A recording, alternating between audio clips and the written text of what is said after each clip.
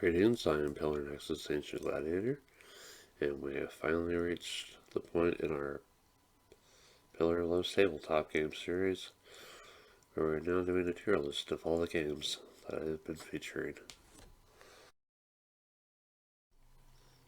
Before we get into the rankings, I'd like to go over my considerations for how I figure where to place a game in the tier list. There are 7 major considerations, and here are the details as to what I keep in mind for each. Can I teach it easily? Can I sum it up in a few words or sentences? Can I explain the basics clearly? Are there exceptions? How are mistakes handled? And is it a forgiving game? I want players to feel like the games I bring are understandable and can figure out how to play them with little to no issue. Can I set it up quickly? What things are ordered or randomized? How much are randomized? Can I delegate things to other players for speeding up setup? How much can I set up ahead of knowing the number of players? I want to be able to have the game ready as quickly as I can so we can get the game going and get through it in a nice little evening. Is the playtime reasonable? Is it quick to set up and explain and get through the rounds and turns? And are the AP kind of players going to be stuck in places a little too much? Where are the bottlenecks? I want to be able to get through the game in a decent amount of time and have more fun than wasting time on things that shouldn't have time wasted on them. Are the choices meaningful? Are there enough options? Is each option viable all the time? Circumstances, how are they going to affect viability? And, what about randomness? What's not getting chosen all that much? If you play a game, you're playing something that gives you choices and options and all that, and you want to feel like the things you choose to do are going to matter, because, why else are you playing that game? Is it language dependent? What do I need to translate beforehand? Things that are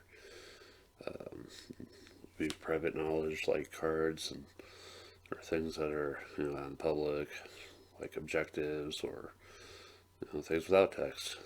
What can I demonstrate through physically moving pieces and saying, trying to get the idea across that way. I still have hope of going to Japan someday after all, so thinking about the language used in the game and how to best demonstrate the way the game is played with that in mind is something I'm always thinking about. Is it a new experience each game? Changing map or changing opportunities at locations? What's always happening at the start of the game or towards the end? Or is it clear that things are always going to change? And then how much hinges on randomness? If you play a game, there's only so much that should ever be kind of predictable. A lot of it should be a surprise and fun to keep on guessing. Eventually, some games you can just kind of predict a little too easily, and that just takes away some of the fun. The big thing is, how highly can I recommend it to others? Is it available, affordable? Can you play it many times in an evening and still have fun with it? How are players left feeling when the game's over? I wish someone had told me about this game. I play games not just to have fun, but also say, hey, there's this game, it exists, go look for it, go get it, have fun. And playing a game that I can't do that for feels like a bit of an injustice for for that game. Now to explain the tiers real quick. Absolutely positive, to mostly positive, to moderately positive, to somewhat positive, side to low. This is Pillar Love's tabletop games after all. Even the games that I think have a lot of issues, I'm still going to have some positive feelings for. And now a quick overview of each of the games that I have featured. This is mainly for the benefit for someone who might be watching this video before anything else, or it's just a helpful, reminder of the games we've gone over.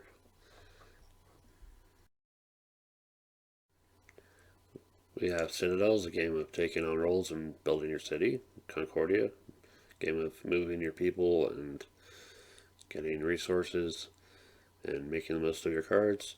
Warcraft, a game of fantasy, war, and Soccer Arms, a duel of mystic awesomeness.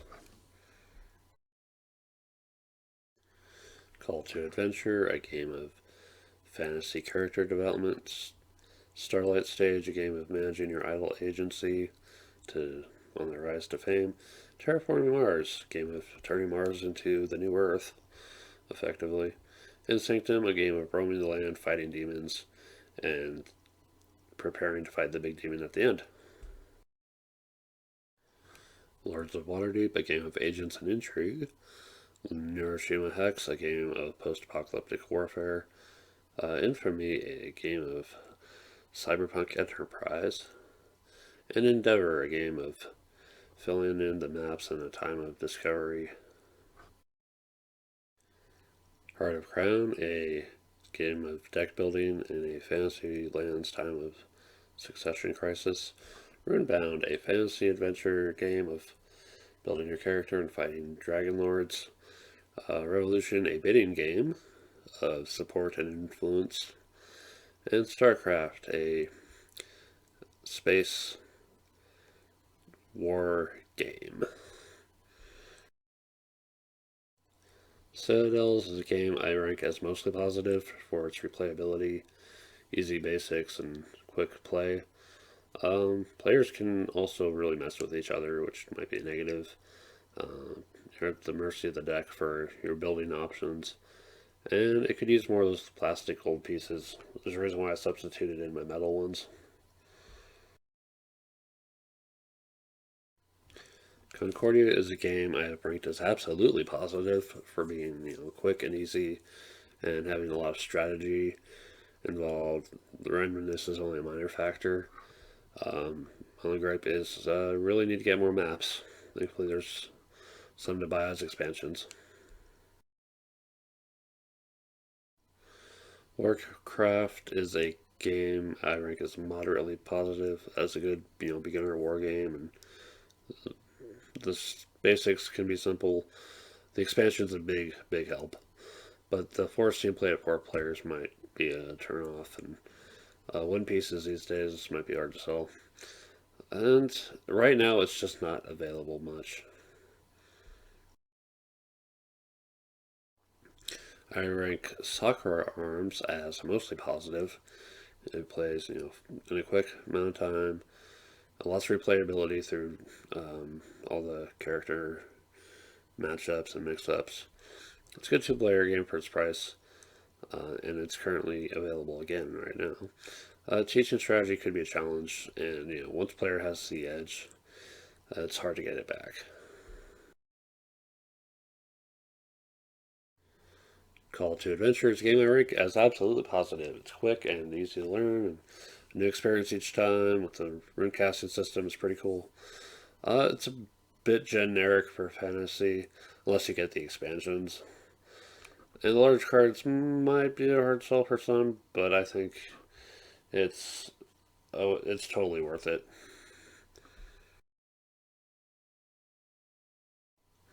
I rank Starlight Stage as moderately positive because it's a quick and easy to play game, and I personally like the card art and theme. Uh, Playing it too often though makes players a little too familiar with cards, leading to meta strategies. The game ends with getting through the fame deck, and it's easy to memorize those ones. And some players are turned off by anime girls. Terraforming Mars, I rank as mostly positive. It's a unique experience each time through the different corporations, maps, and other expansions. There's a limited capacity for players to mess with each other too much, but it might be a bit long for new gamers, and expanding the game can be expensive a bit. Enough plays will make things a little too familiar as well, but in general, I think this is a great game. Sanctum, I rank as moderately positive. The different characters with different skills, different areas, let you encourage you to do different things each time, and the art is pretty cool. However, there's a lot of dice rolling, though it's mitigated by skills and ability. Eventually, the game feels a little predictable.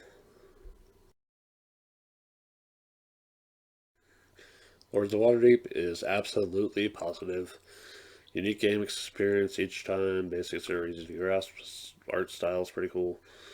It's not too long, but it might be a bit long for some. Some lords are harder to utilize for victory, and entry can sometimes get a bit frustrating, but I think the positives will massively outweigh the negatives.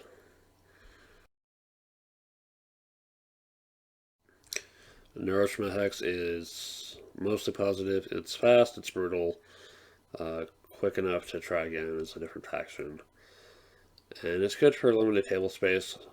Though some factions are a bit OP at times, and strategy might be difficult to grasp for some because you do have to throw a tile away out of the three that you get.